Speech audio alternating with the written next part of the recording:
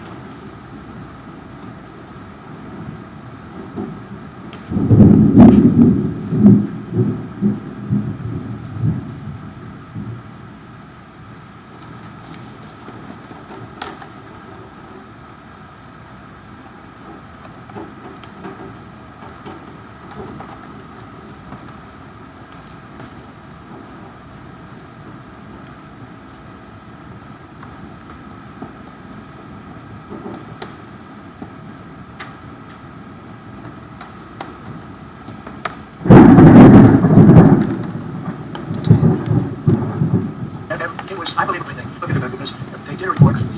All completely obliterated. Here's Trump. Mr. President, for a few months, what do you think?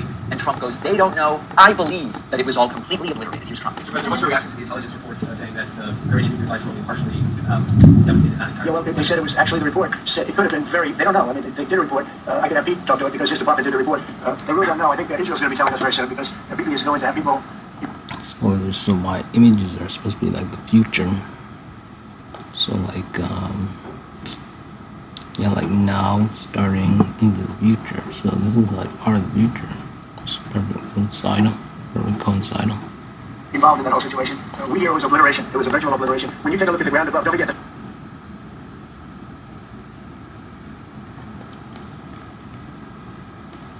So let's go and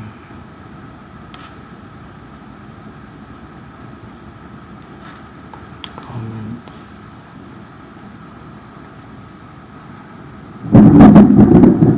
The flame is all underground. But everything above, if you look at the before and the after picture, everything above is burned black. The trees, everything. And there's one building, but that's a building that sunk substantially into the granite, so that, the fire goes right over. It was, I believe it was total obliteration. I believe they didn't have a chance to get anything out because we acted fast. It would have taken 2 weeks maybe, but it's very hard to remove that kind of material. Very hard and very dangerous for them to remove it. Plus, they knew we were coming. And if they know we're coming, they're not going to be down there. There aren't too many people that are going to be down there. Pete, you have something to say about that? So this is not a surprise. As Trump has told us many times, he's the expert. When it comes to assessing complex battlefield damage through satellite imagery and working in concert with nuclear experts and former inspectors, throw it all in the trash, flush it down the toilet. Trump knows better. And Trump feels, just like he felt the forecast for a hurricane was wrong, so he took a Sharpie and changed the direction of the hurricane, just like he felt so many things before. Trump feels that the actual intelligence community, with the satellite images and the signals intelligence and the ground sources, they aren't getting it right. He really did destroy everything in terms of Iran's nuclear capabilities. That's all that matters, and it's a perfect example of, they have this principle. Oh, the intelligence agencies can't be trusted, or they can, depending on what's convenient to Trump. Trump also asked about what is his response to Iran continuing to say, we're going to keep enriching uranium. We're going to keep pursuing nuclear weapons. And this was really difficult for Trump, who again is just getting bad news after bad news. His polling has collapsed. We'll talk about that. We're going to keep pursuing. Asked about what is his response to Iran continuing to say, we're going to keep enriching uranium. We're going to keep pursuing nuclear weapons. And this was really difficult for Trump, who again is just getting bad news after bad news. His polling has collapsed. Enriching uranium. We're going to keep pursuing nuclear weapons. And this was really difficult for Trump, who again is just getting bad news after bad news. His polling has collapsed. We'll talk about that later. Trump struggles nuclear weapons. What is his response to Iran continuing to say, we're polling has collapsed, we'll talk about that. And then sort of struggles through a barely coherent answer where he basically goes, I don't know what they said, maybe you shouldn't be enriching it.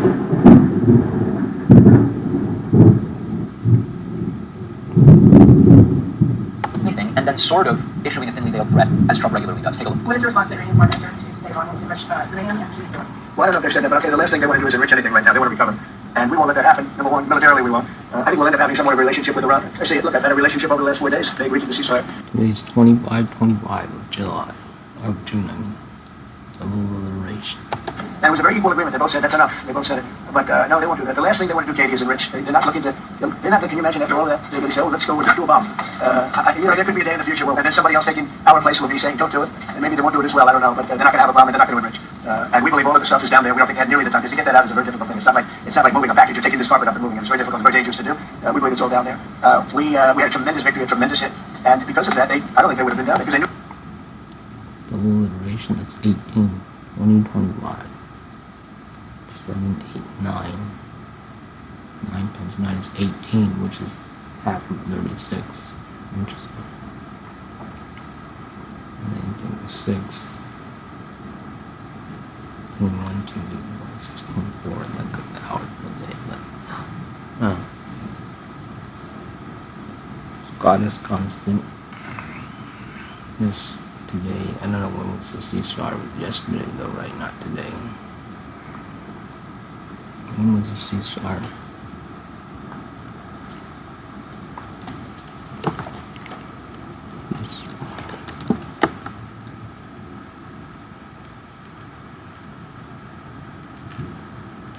One day ago. So it was yesterday. Knew we were coming. When they know we're coming, they're not going to be down to that, 30 stories underground. So, no, I think it was just a tremendous victory for everybody. 30 stories underground, it's almost like 36. Putting Iran, look, they've got a country. And they've got oil, and they're very smart people, and they can come back. Israel got hit very hard, especially the last couple of days. Israel was hit really hard. Those ballistic missiles, boy, they took out a lot of buildings. And they've been great. Bibi Netanyahu should be very proud of himself. And they've really been great.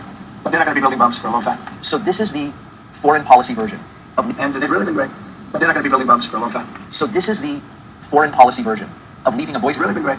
But they're not going to be building bombs for a long time. So this is the foreign policy version of leaving a voicemail at 3 a.m. that starts angry, but it's also a plea to get back together. I can't believe what you did to me, and I'm furious, but also, like, it would be nice to have a relationship. Do you want me to make you eggplant parmesan if you stop by tomorrow? It's simultaneously all of it combined with depression and the feeling that Trump doesn't really want to be there. It's sort of like he's trying to bluff his way through a nuclear standoff, but he's got a hangover and he'd really rather be home in bed. And then finally, and critically, Donald Trump asked about his upcoming meeting at the NATO summit with Ukrainian President Vladimir Zelensky, and Trump kind of drifts off. You can almost see that his mind is elsewhere. He drifts off into something between like a passive-aggressive detachment and the possibility that he's going to try to actively sabotage any chance Ukraine has of getting a favorable resolution to the war in which they are not the aggressor, they are the defender. Take a look at this. And just changing gears to your meeting with Zelensky later today. Can you give us any preview of what the two of you might be discussing? No, well, we'll discuss the obvious. We'll discuss his difficulty. He's got a little difficulty. Zelensky, nice guy. I mean, I'm going to meet him today. I don't know. I said we're going to be discussing Ukraine. Yes. And it seems like we're also Any start thoughts there or anything that you might do? Well, we'll see. I mean, I've spoken to Putin a lot, and he actually was very nice. He volunteered help on, as you know, on Iran. I said, no, I don't need help on Iran. I need help on Russia. Okay, I said, do me a favor. Help us on Russia, not on Iran. But he was very nice. We'll talk about that. I think we're... Okay, I said, do me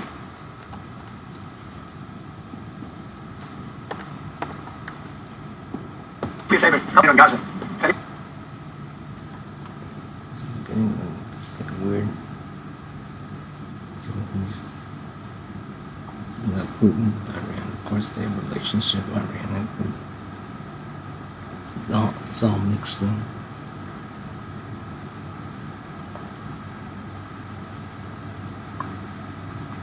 I think because of this attack... So literally it's all connected here with Iraq and Iran, literally Russia. It's connection. That's the connection. Ukraine. God, it's all connected.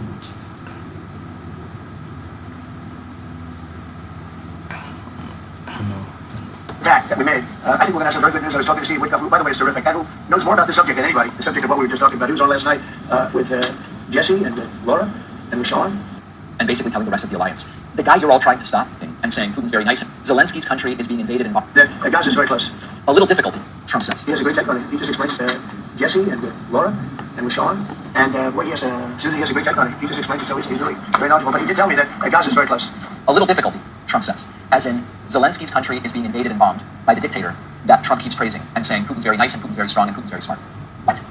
I spoke to Putin, and he was very nice. Imagine showing up to a NATO summit and basically telling the rest of the alliance, the guy you're all trying to stop, whose authoritarian dictatorial aggression is causing global problems and calamities, I spoke to him, he was really nice to me. And as pathetic and humiliating as that is on the world stage, that's the currency of Trump. It's loyalty, it's who likes me or who pretends to like me, if it's useful to them. And Trump is really slipping, very, very much slipping here in front of the cameras and also behind the scenes. And growing concern, I hope to speak to members of the House and Senate about this today during some of the interviews I'm doing in DC, growing concerns that Trump just doesn't know what is going on around him. Let's take a quick break. Make sure you're getting my Substack newsletter, davidpakman.substack.com. And of course, make sure you subscribe to my YouTube channel, youtube.com/The David Pakman Show.